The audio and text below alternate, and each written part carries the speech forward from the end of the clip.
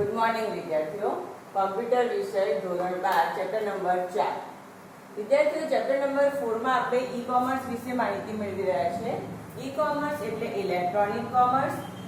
ઈ કોમર્સના ફાયદા, ગેરફાયદા, e commerce versus traditional commerce વિશે પણ આપણે માહિતી મેળવી લીધી છે. ઈ કોમર્સ વિનિયોગનો ઉપયોગ એટલે ઈ કોમર્સ કઈ કઈ જગ્યાએ કયા ક્ષેત્રમાં વપરાય છે એની પણ આપણે ચર્ચા કરી દીધી છે. ત્યારબાદ વિદ્યાર્થી આપણે આના અગાઉના વિડીયોમાં ઈ કોમર્સ બિઝનેસ મોડલ્સ વિશે વાત કરી રહ્યા હતા, એટલે કે ઈ કોમર્સ પ્રતિકૃતિઓ. ઈ કોમર્સમાં વ્યાપાર સેવા કયા પ્રકારની છે એના આધારે એને ચોક્કસ ભાગમાં વર્ગીકૃત કરવામાં આવે છે. આ વર્ગીકરણમાં પહેલો ભાગ આવે છે B2B business to business, C2C consumer to consumer, B2C business to consumer અને C2B એટલે કન્ઝ્યુમર ટુ બિઝનેસ. આ ચાર એની મુખ્ય પ્રતિકૃતિ છે વિદ્યાર્થીઓ.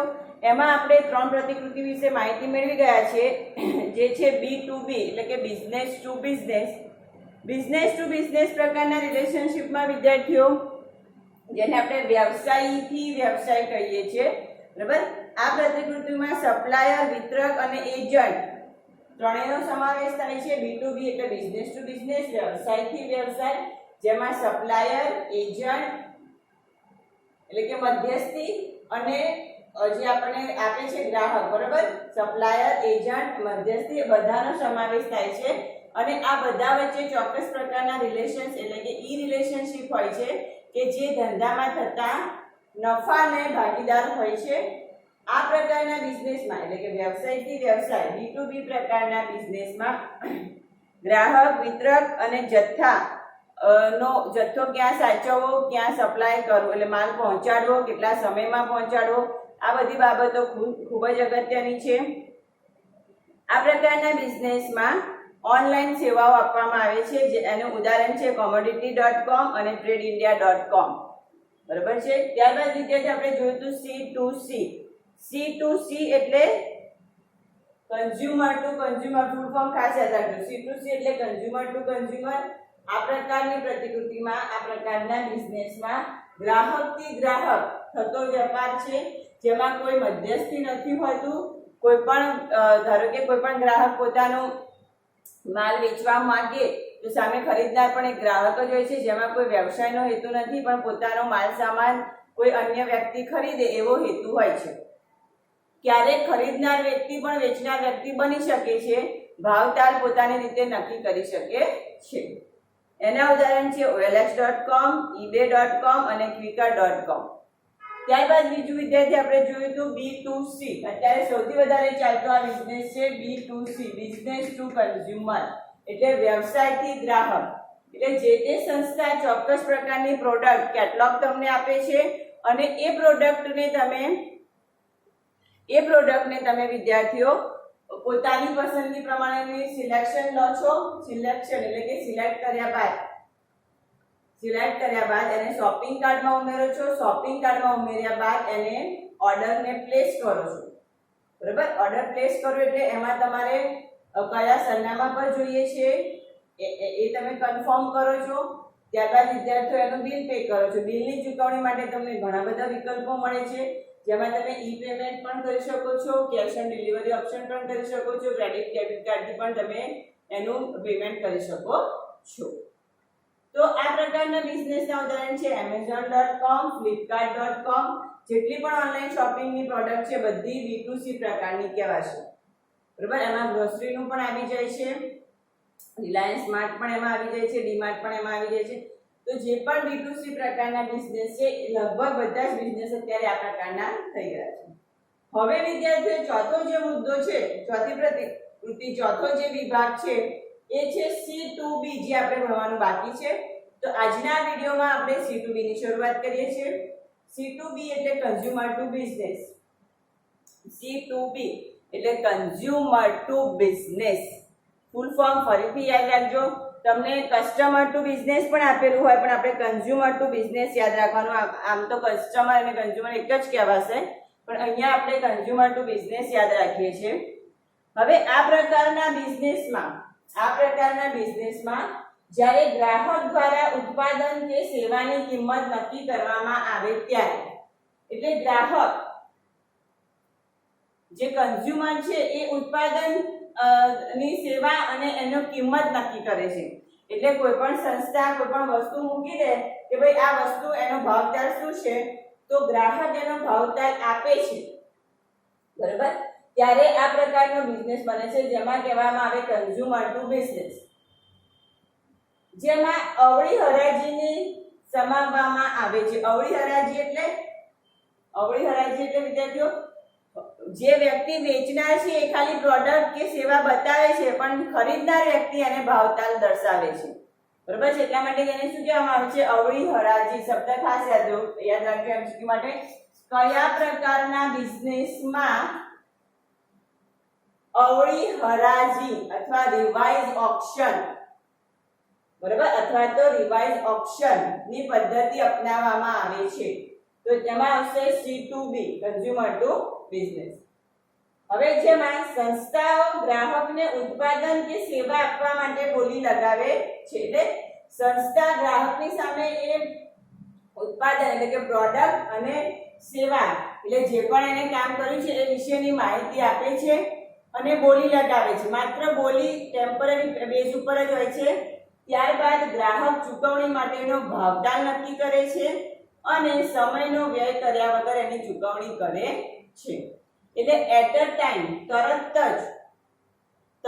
જ આપણે કહીએ કે ભાઈ એટ અ ટાઈમ અત્યારે 25 રૂપિયા ભાવ મૂક્યો છે અને 25 રૂપિયામાં ખરીદનાર 500 લોકો છે, બરાબર. એટલે સમયનો પણ વ્યય થતો નથી, પણ ગ્રાહક 25 ની જગ્યાએ 24 રૂપિયામાં પણ ખરીદવા માંગે તો ઉત્પાદક એને આપી દે છે. તો કહેવાનો મતલબ છે કે જેમાં બહુ ભાવતાલ કરવામાં આવે પણ બધું મેઇન કામ કોનું હોય છે? ગ્રાહકનું, કસ્ટમર પર ડિપેન્ડ છે.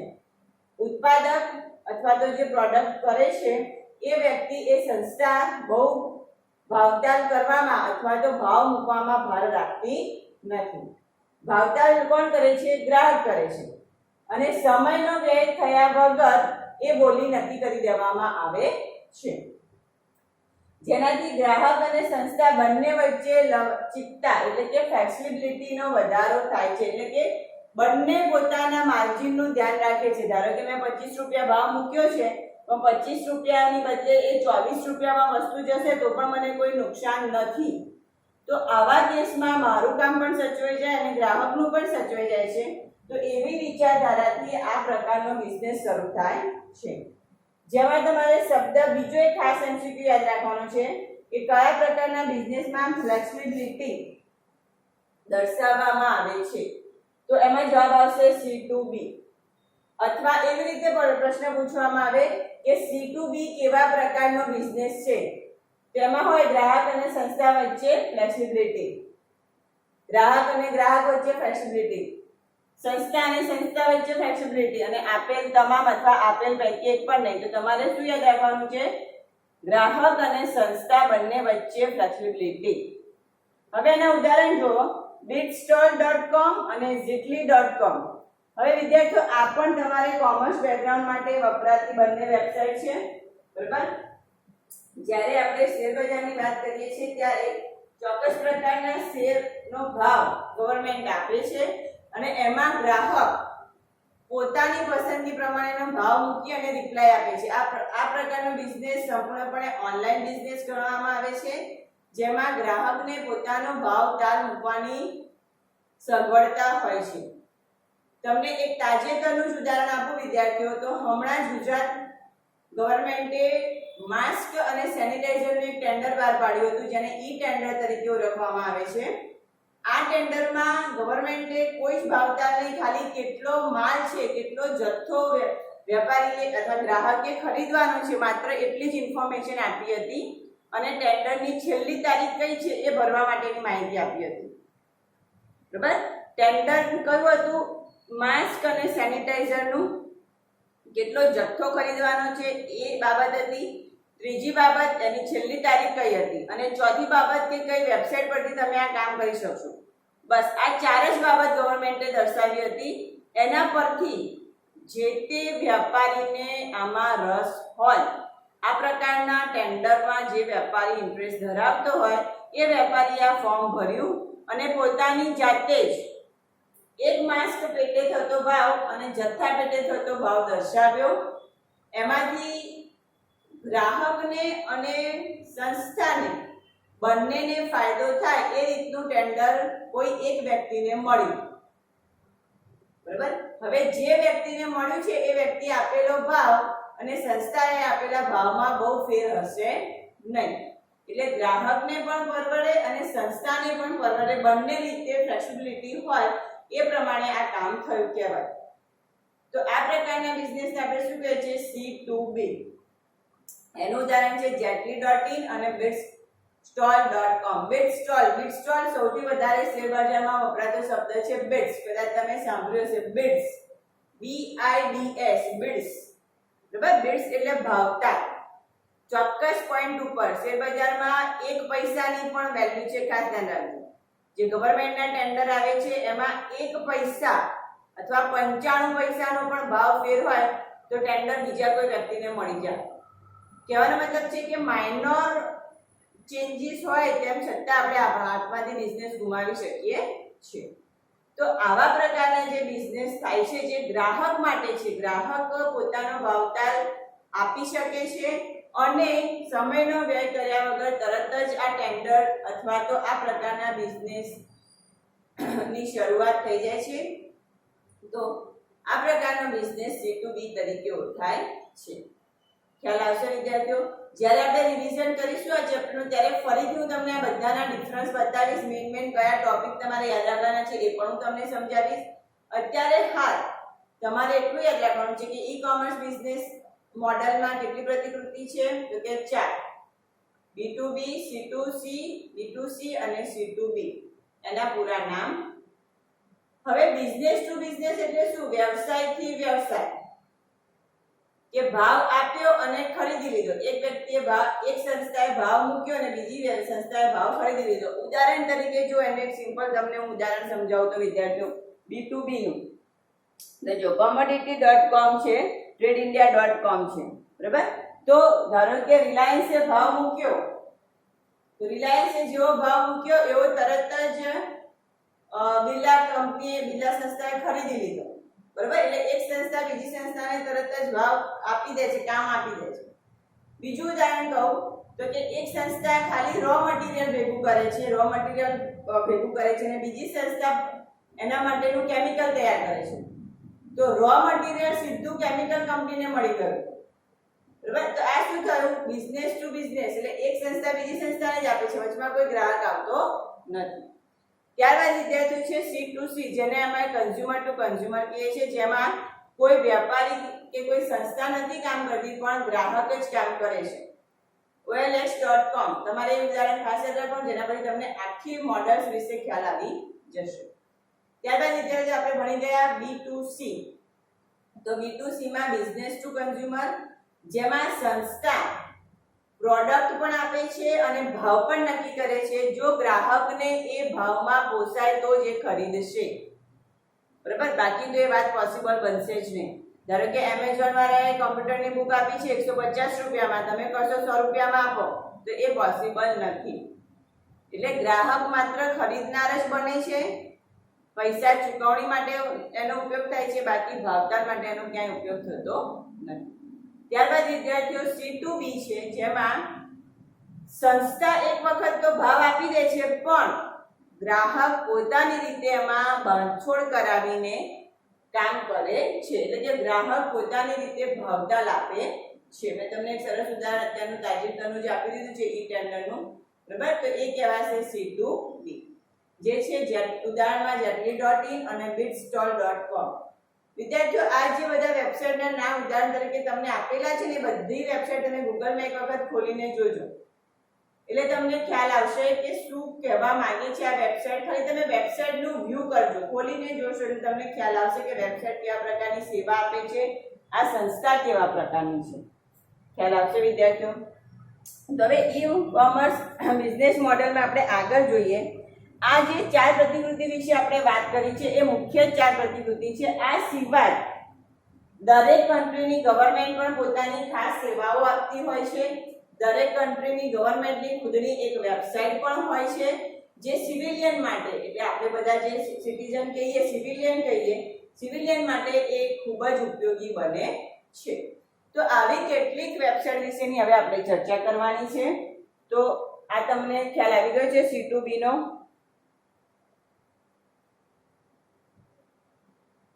હવે આપણે આગળ વધીએ છીએ. ઈ બિઝનેસ મોડલમાં ગવર્નમેન્ટ દ્વારા અપાતી કેટલીક સંસ્થાઓ અથવા તો ગવર્નમેન્ટ દ્વારા અપાતી કેટલીક સેવાઓ જે સિવિલિયન માટે એટલે કે નાગરિક માટે જે તે કન્ટ્રીના નાગરિક માટે ખૂબ જ ઉપયોગી બને છે એની ચર્ચા કરીએ છીએ. હવે આપણે આ ચેપ્ટરનો છેલ્લો ટોપિક આવે છે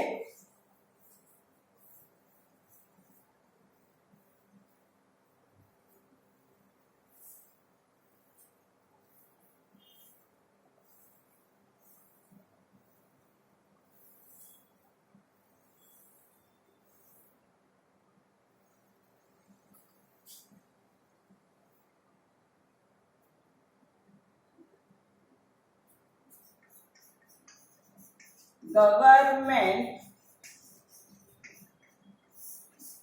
દ્વારા થતા ઈ કોમર્સ મોડેલ. બરાબર, ગવર્નમેન્ટ પણ કેટલીક સંસ્થાઓ કેટલીક વેબસાઇટ આપે છે ગવર્નમેન્ટ જેનાથી પણ આપણે ઈ કોમર્સની પ્રતિકૃતિ નક્કી કરી શકીએ છીએ. તો જો સરકાર દ્વારા અસ્તિત્વમાં આવેલા કેટલાક ઈ કોમર્સ મોડલ, ગવર્નમેન્ટ દ્વારા થતા ઈ કોમર્સ મોડલ એટલે ગવર્નમેન્ટ કઈ કઈ સેવાઓ આપે છે અને એ કયા ભાગમાં વર્ગીકૃત કરવામાં આવે છે એની ચર્ચા છે. તો એમાં પહેલો જ ભાગ આવે છે G2B. પહેલું જ છે G2B. પહેલો ભાગ કયો છે? G2B એટલે ગવર્નમેન્ટ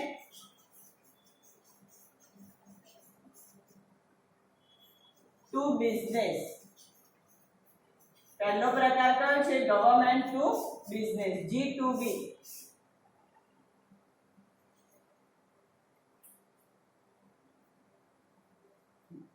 પહેલો જ પ્રકાર છે ગવર્નમેન્ટ ટુ બિઝનેસ. તો જુઓ આ પ્રકારમાં G2B માં સરકારી વેબસાઇટના વિશાળ નેટવર્કનો ઉપયોગ કરવામાં આવે છે. સરકારી વેબસાઇટના એટલે ગવર્નમેન્ટ વેબસાઇટના વિશાળ નેટવર્કનો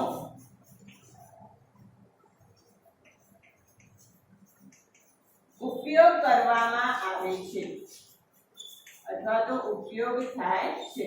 ગવર્નમેન્ટનું ખુદનું એક નેટવર્ક હોય છે અથવા તો વેબસાઇટ ચોક્કસ પ્રકારની હોય છે કે જેનો વિશાળ પ્રમાણમાં આપણે ઉપયોગ કરીએ છીએ. સરકાર દ્વારા વ્યવસાયિક સંસ્થાઓને માહિતી પૂરી પાડવામાં આવે છે. સરકાર દ્વારા એટલે ગવર્નમેન્ટ દ્વારા બિઝનેસમેનને કે જે વેપારીઓ છે સરકાર દ્વારા વ્યાપારી કે સંસ્થાને માહિતી આપવામાં આવે છે, માહિતી પૂરી પાડવામાં આવે છે. બરાબર, એટલે ગવર્નમેન્ટ બિઝનેસમેનને ચોક્કસ પ્રકારની સેવા અથવા ઇન્ફોર્મેશન આપે છે અથવા તો માહિતી પણ આપે છે. હવે આ પ્રકારમાં બિઝનેસમાં કઈ કઈ માહિતી હોઈ શકે? તો માહિતી જેવી કે વ્યવસાય નીતિ, વ્યવસાય શરૂ કરવાની મંજૂરી, વ્યવસાયના સુયોજન અને વિતરણ માટેની મંજૂરી. જો કઈ કઈ પ્રકારની મંજૂરી આપે છે? તો વ્યવસાય માટેની મંજૂરી. આપણે કોઈ પણ બિઝનેસ કરવો હોય તો ગવર્નમેન્ટમાં નોંધણી કરાવવી પડે, એનો રજિસ્ટ્રેશન નંબર લેવો પડે.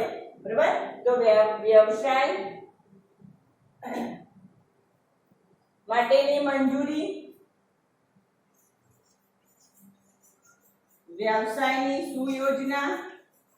સુયોજના એટલે જગ્યા, કયા પ્રકારનો વ્યવસાય છે એના માટેની જાણની પરમિશન લેવી પડે, વ્યવસાયની સુયોજના.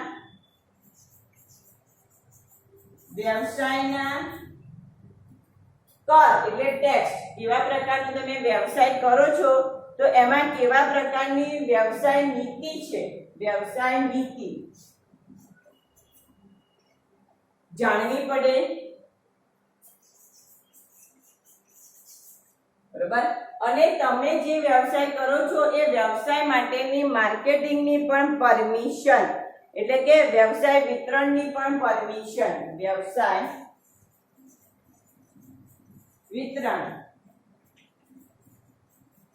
ની મંજૂરી, બરાબર. આ બધી જ સેવાઓ આપણને કોણ આપે છે? સરકાર.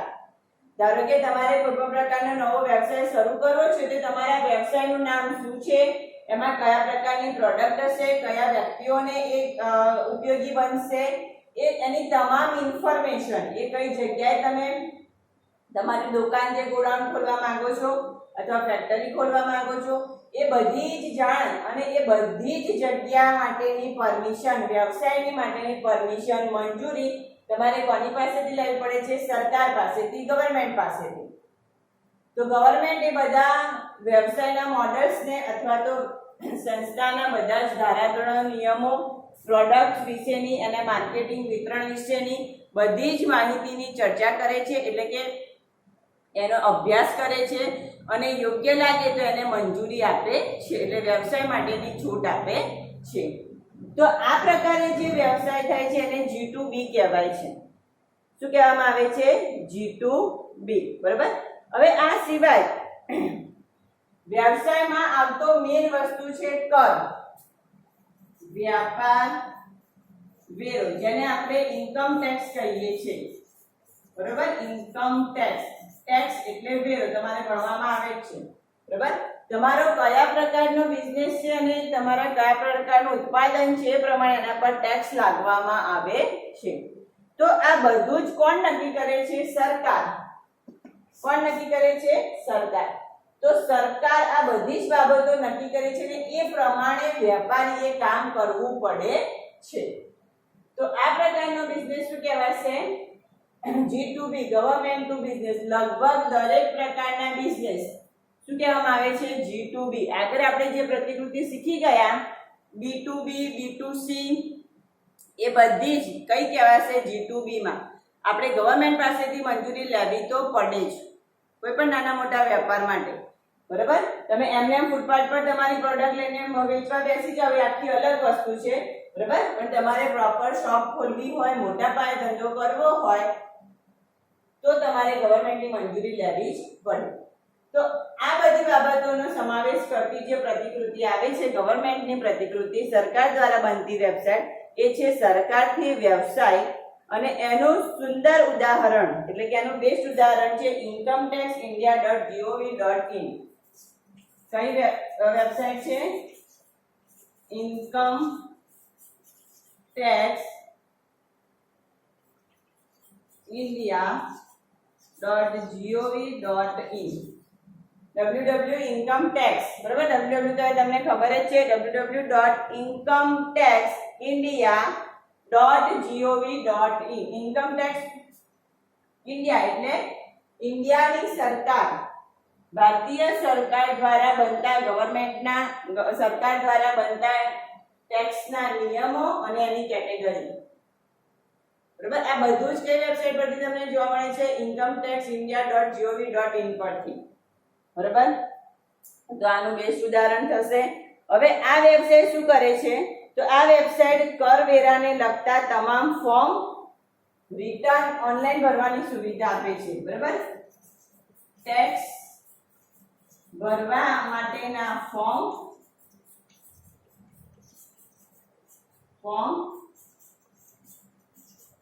રિટર્ન ભરવા, બરાબર, જેની ઓનલાઈન સુવિધા આપે છે. તમારે કોઈ ઓફિસ કચેરીમાં જવાની જરૂર નથી, તમે ઓનલાઈન જ આ કામ કરી શકો છો.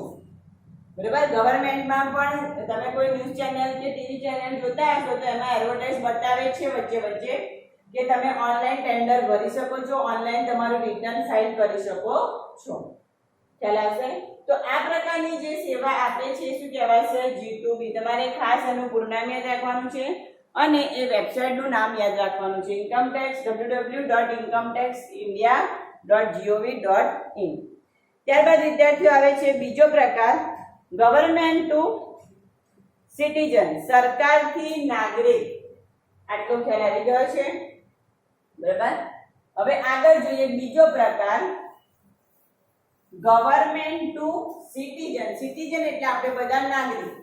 સરકાર નાગરિકને કયા પ્રકારની સેવા આપશે?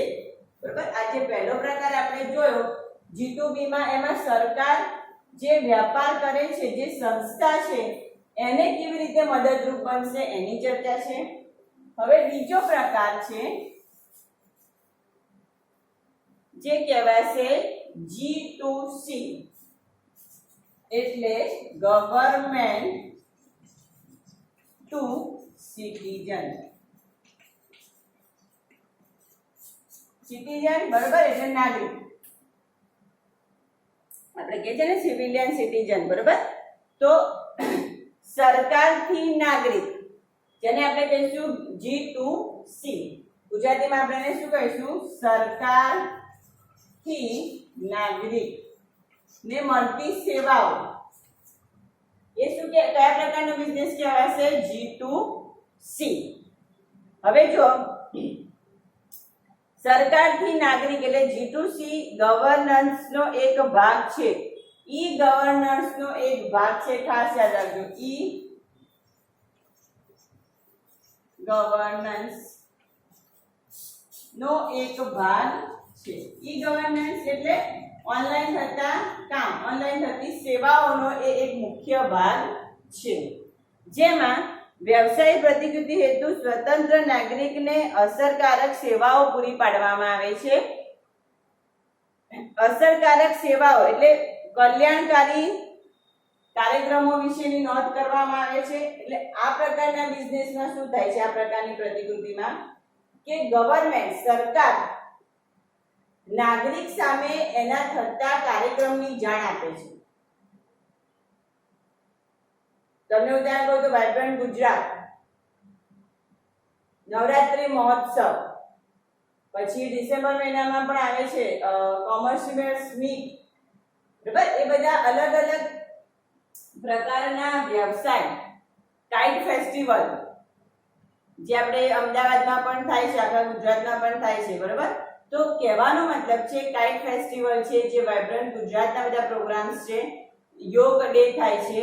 તો આ બધા દિવસની જાણ, એ બધા દિવસ માટે સરકાર ખુદ ચોક્કસ પ્રકારની જગ્યા નક્કી કરે છે, દિવસ નક્કી કરે છે, અને એ જે સેવા આપે છે એ સેવા દરેક નાગરિક માટે કોમન છે. પણ એ ક્યારે શરૂ થશે, ક્યારે પૂરું થશે, એમાં કયા કયા નિયમ છે, નાગરિકે કઈ રીતે આવવાનું છે, કદાચ જેમાં ટિકિટ પાસ સિસ્ટમ હોય તો કેટલા રૂપિયા છે, એ બધાની જાણ સરકાર તમને કરે છે, નાગરિકને કરે છે. એટલે આ કેવું છે? ઓપનલી એક મોડેલ છે કે જેમાં કોઈ પણ સિવિલિયન, કોઈ પણ સિટીઝન આ વસ્તુ જોઈ શકે છે, સરકારની થતા કાર્યક્રમની જાણ મેળવી શકે છે.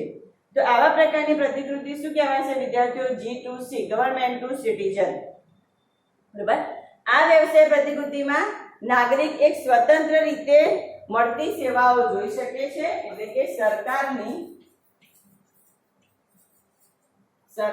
દ્વારા મળતી સેવાઓ સ્વતંત્ર રીતે જોઈ શકે છે, જાણી શકે છે અને જાણી શકે છે, બરાબર. હવે ધારો કે આપણે વાઇબ્રન્ટ ગુજરાત છે તો નવરાત્રી મહોત્સવ છે, તો નવરાત્રી મહોત્સવ અમદાવાદમાં GMDC ગ્રાઉન્ડમાં દર વર્ષે યોજાય છે, બરાબર છે. તો જે નવરાત્રી મહોત્સવ યોજાય છે તો સરકારે તમને જાણ કરી કે આ તારીખથી નવરાત્રી મહોત્સવ આવશે, ન્યૂઝપેપરમાં પણ એની એડ આવે છે, બરાબર, રેડિયોમાં પણ એની એડવર્ટાઇઝ આવતી હોય છે. તો એ કઈ જગ્યાએ શરૂ થવાનું છે, કઈ તારીખથી શરૂ થવાનું છે, એમાં કયા કયા કાર્યક્રમ રાખવામાં આવ્યા છે, તો એ બધી જ જાણ તમને ગવર્નમેન્ટ કરે છે. તો આ બધી જે સેવાઓ આપે છે એમાં નાગરિક સ્વતંત્ર રીતે કામ કરે છે, જોઈ શકે છે અને માણી શકે છે, જાણી શકે છે.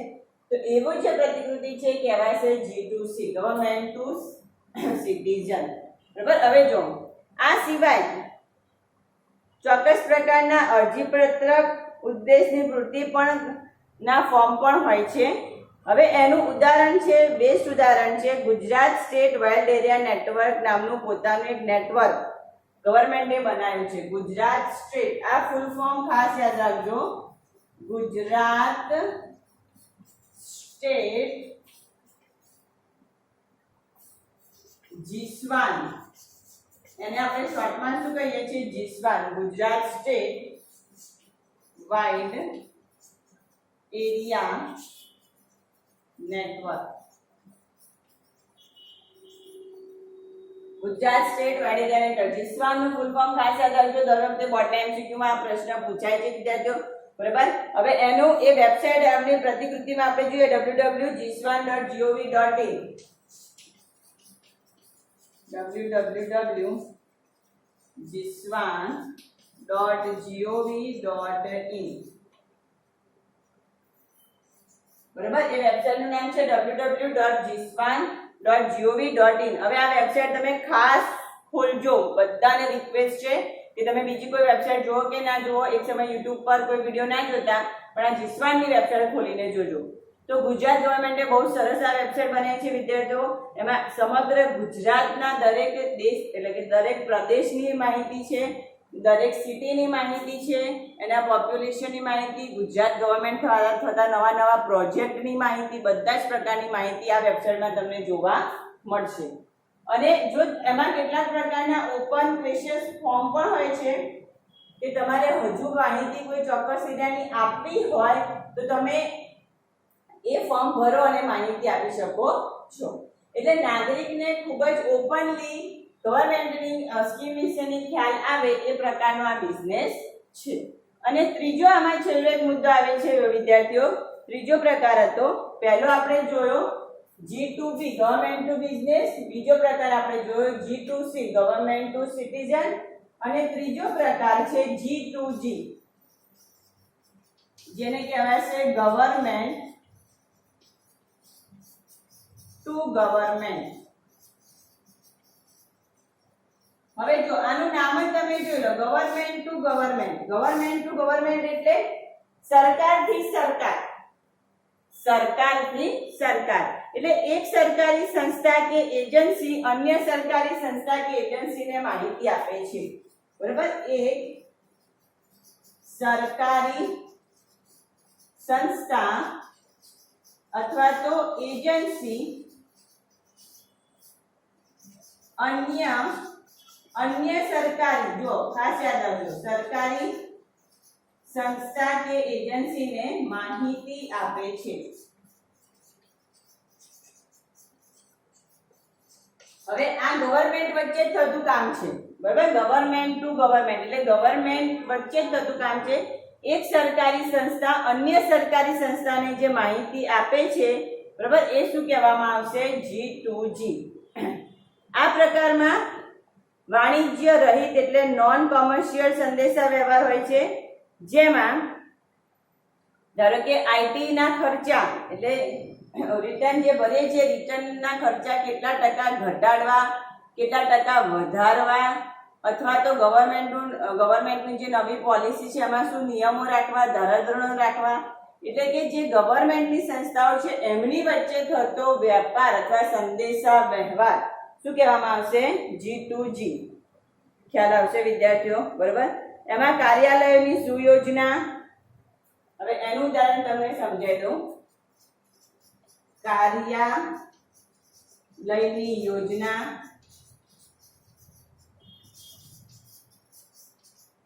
મીટિંગનો સમય, આઈટી રિટર્ન્સના ભાવ વગેરે. બરોબર. આમાં ગવર્મેન્ટની એક સંસ્થા બીજી સંસ્થાને જે કામ અથવા સંદેશા વ્યવહાર આપે એ ગણવામાં આવશે. હવે જો વિદ્યાર્થી આમાં આગળ આ એક છેલ્લો જ પોઈન્ટ છે, આપણે આને કમ્પ્લીટ કરી દઈએ. જુઓ, G2G માં ગવર્મેન્ટ ટુ ગવર્મેન્ટમાં સરકારી સંસ્થા અન્ય સરકારી સંસ્થાને જે માહિતી આપે છે, ધારો કે કાર્યાલયની યોજના કે ભાઈ આ કાર્યાલયમાં આજે આ મીટિંગ છે, ગવર્મેન્ટના જ માણસો હોય, બહારનું કોઈ ગ્રાહક નહીં, કોઈ એમાં સિટીઝન સિવિલિયન એન્ટર નહીં થાય. બરાબર. તો ગવર્મેન્ટ દ્વારા થતી મીટિંગોનો સમય, ગવર્મેન્ટ દ્વારા આઈટી એટલે ઇન્કમ ટેક્સમાં થતા ભાવતાલની ચર્ચા, આ બધી જ બાબતો શું કહેવાય છે? G2G. ખ્યાલ આવશે વિદ્યાર્થીઓ? તો આ અહીંયા આપણે ચેપ્ટર નંબર 4 કમ્પ્લીટ કરીએ છીએ. હજુ એક વખત ચેપ્ટર નંબર 4 નું તમને રિવિઝન બતાવી દઈશ, ત્યારબાદ આપણે નવું ચેપ્ટર સ્ટાર્ટ કરીશું. ચેપ્ટર નંબર 4 માં ઘણી અગત્યની થિયરી છે, ખાસ વાંચી લેજો. બરાબર છે. ચેપ્ટર નંબર 4 નો હજુ આપણે એકવાર રિવિઝન અને સ્વાધ્યાયના એમસીક્યુ પણ સાથે સાથે સોલ્વ કરીશું. ત્યાં સુધી તમારે જે આજે મેં ટોપિક ભણાયો છે એ ખાસ વાંચવાનો છે. ગવર્નમેન્ટ દ્વારા થતા ઈ કોમર્સના મોડલ્સ G2G, G2B અને G2C આ ત્રણેની ખાસ માહિતી મેળવવાની છે. આજનો વિડીયો અહીંયા સમાપ્ત કરીએ છીએ.